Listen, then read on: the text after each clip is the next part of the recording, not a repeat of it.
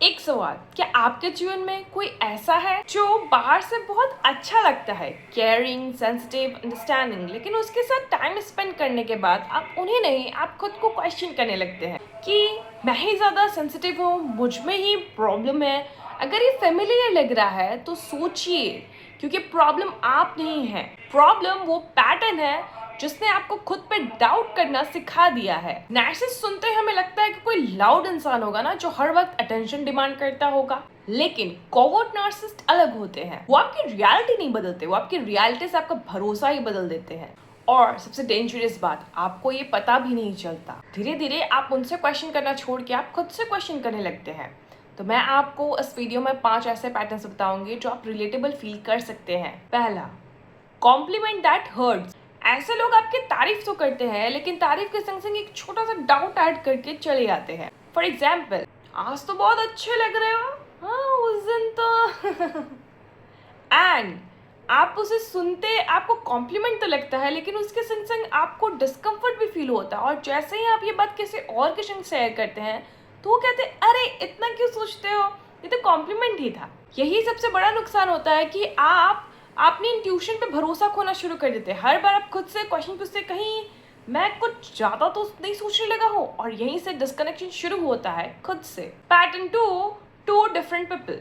दुनिया के सामने वो एक अलग इंसान होते हैं और प्राइवेट में आपके संग कुछ और। जैसे कि पब्लिक में काइंड, प्राइवेट में क्रिटिसिज्म, पब्लिक में रिस्पेक्ट, प्राइवेट में मैनिपुलेशन। और जब अपनी बात को आप कभी एक्सप्रेस करते हैं तो कोई इंसान आप पे बिलीव नहीं करता, और धीरे धीरे सबसे डेंजरस चीज होना शुरू हो जाता है, दुनिया नहीं, आप अपने आप से, अपने रियलिटी से भरोसा खोने लगते हैं। और यही सबसे बड़ा विन होता है कोवर्ट नार्सिसिस्ट का।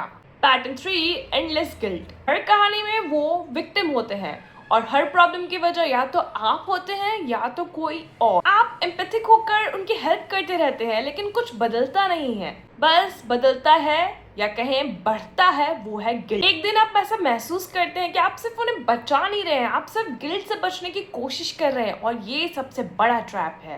Pattern 4, silence that control. ऐसे लोग कभी सीधे नहीं बोलते, बस साइलेंस, कोल्ड बिहेवियर, कोई बात नहीं, जो एक्चुअली बहुत बड़ी बात होती है। फिर आप खुद के डिटेक्टिव बन जाते हैं कि कहीं मैंने ऐसा कहा था इस वजह से तो ऐसा नहीं, कहीं मैंने ऐसा किया तो वैसा तो नहीं हो गया, क्या करूँ, कैसे ठीक करूँ, एटसेट्रा एटसेट्रा। और धीरे धीरे आप कन्वर्सेशन नहीं करते हैं, आप सिर्फ उनका मूड मैनेज करने लगते हैं। स्लोली स्लोली आप अपना बिहेवियर नहीं, आप उनकी वजह से अपनी पूरी पर्सनैलिटी को बदलने लगते हैं। Pattern 5, selective empathy. वो दुनिया के लिए एम्पैथिक होते हैं, जैसे मूवीज देखकर रोना आ जाना, स्ट्रेंजर्स को देखकर दुखी होना, और जब बात आपकी आती है सब कुछ बदल जाता है, सारी फीलिंग मिनिमाइज हो जाती है। टॉपिक या तो बदल जाता है या तो कंप्लीट साइलेंस, और आप सीखने लगते हैं फीलिंग से ज्यादा जरूरी उनका रिएक्शन है। इन 5 पैटर्न में सबसे बड़ा नुकसान मैनिपुलेशन नहीं होता, सबसे बड़ा नुकसान ये होता है कि आपका अपने परसेप्शन पे भरोसा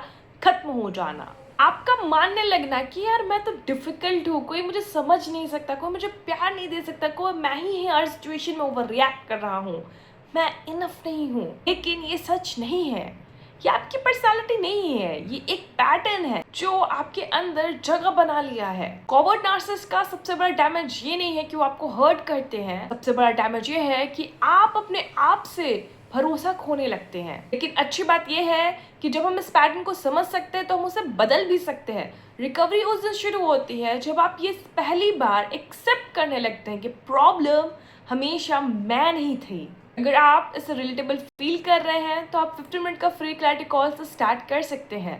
लिंक इन डिस्क्रिप्शन और comment, I will send you the link.